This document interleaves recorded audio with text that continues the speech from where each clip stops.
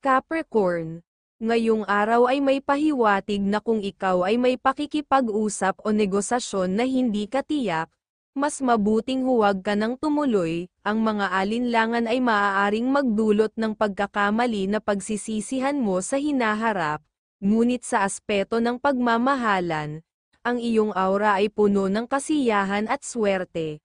Lalo na kung kasama mo ang iyong minamahal sa pamamasyal. Sa ganitong paraan, mapapanatili mo ang positibong enerhiya sa inyong relasyon.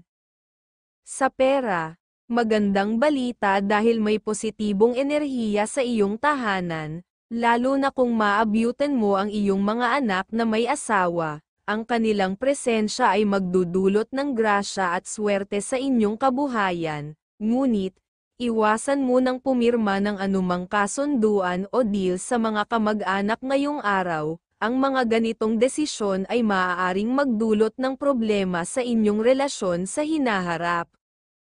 Ipinapahiwatig ng gabay na ang Saturday ang magiging pinakamasaya at pinakaswerte mong araw, ngunit maging handa sa maaaring kalungkutan na dala ng Tuesday.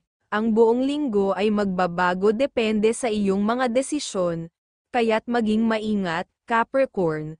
Ang Gemini ang maaaring maging kaibigan mong zodiac sign ngayon araw.